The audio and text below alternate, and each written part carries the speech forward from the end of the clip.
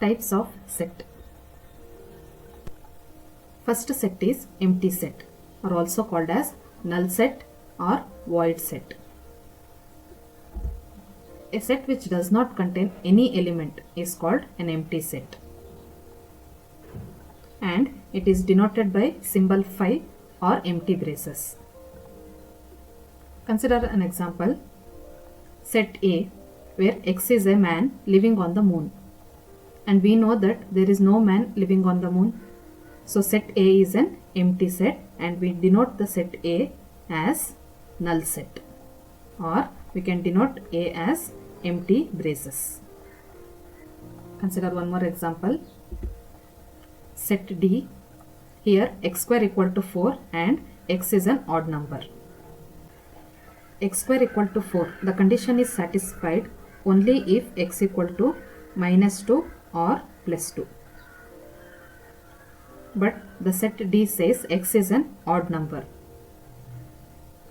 So this set doesn't contain any element, and we say set D is an empty set, and we denote it as D equal to 5 or D equal to empty braces. Consider a set P equal to 0. This set is not an empty set because it contains an element. The element is 0. So the set 0 is not a null set because it contains one element which is 0. Consider one more set Q equal to 5. We represent a null set by symbol phi, but if we write this symbol within braces, it means there is an element which is a Greek symbol phi. So this is not an empty set. Next type is singleton set. A set consisting of single element is called singleton set. Consider an example. Set P, where x plus 6 equal to 0. This condition is satisfied only when x is equals to -6.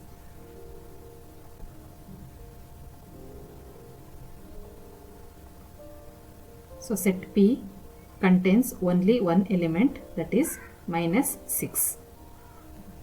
Since this set contains only one element, this set is called singleton set. Next type is finite set. A set which consists of a definite number of elements is called finite set. If the number of elements are countable or limited, then we call that set as finite set. Consider an example. S equal to 3, 6, 9, 12. We can count the number of elements, and the number of elements are 4. Hence, this is a finite set. Consider one more example. X is a letter of word better. Let us write the roster form. Set P is equals to B, E, T. Next letter is T, but it is already present. We are not going to repeat. Next is E. It is already present. We are not going to repeat. Next letter is R. We can count the number of elements of set P, and number of elements are 4. Hence, this set is also a finite set. If you observe here, number of letters in word better are 6. But the elements of set P are only 4 because we write only the distinct elements. So this number is called as cardinal number or order of a finite set. The number of distinct elements of a finite set is called cardinal number, and it is denoted by n of name of set. Consider an example. D is a set of all letters in the word school. Let us write the roster form of this set. D is equal to S, C, H, O, L. Here the number of letters in school are 6, but number of distinct elements are only 5. So 5 is called the cardinal number or order of this set, and we denote this as n of d equal to 5. Consider one more example. X is a prime factor of 60. Let us write the roster form. F is equal to, we have to write only the prime numbers which are factors of 60. So we have 2, 3, 5. So the cardinal number is n of f equal to 3. Consider set A as null set, or we can also write this as empty braces. This set is also a finite set because we can count the number of elements and number of elements is 0. So an empty set which does not contain any element is also a finite set. Next type is infinite set. A set which contains unlimited number of elements is called an infinite set. If the number of elements are not countable, then we call that set as an infinite set.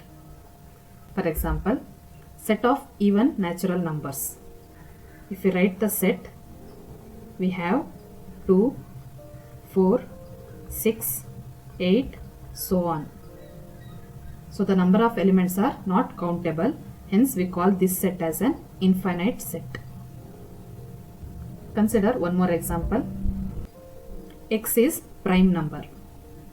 If we write this set, it has 2, 3, 5, 7, so on. Again, the number of elements are not countable, hence we call this as an infinite set.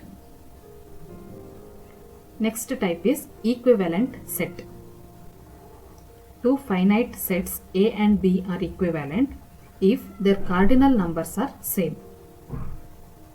So if any two sets are given, we have to check the cardinal numbers. If cardinal numbers are equal, then we say they are equivalent sets. Consider an example. Set E equal to A, B, C, D. Set D equal to 1, 2, 3, 4. Let us write the cardinal numbers. N of E is 4 and N of D is also 4. Since cardinal numbers are equal, we say set E and D are equivalent sets. Consider one more example. Set A where X is a letter in the word follow. Set B where Y is a letter in the word wolf. Let us write the roster form.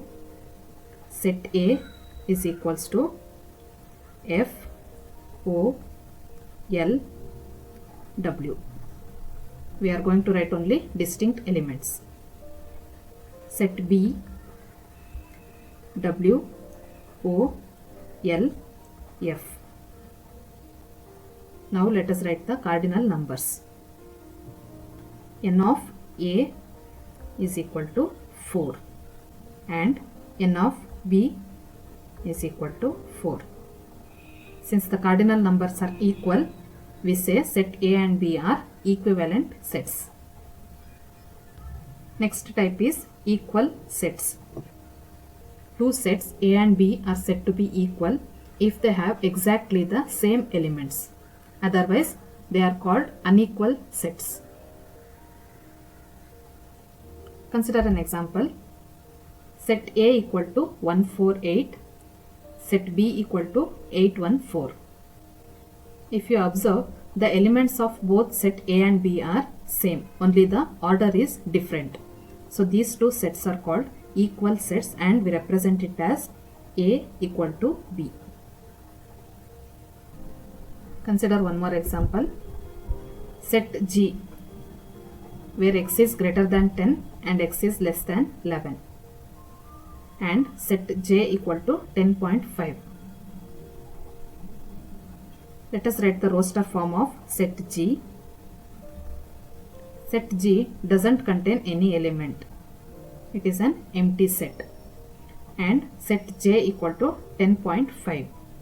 So the elements are not same. Hence these sets are not equal and we denote it as G is not equal to J.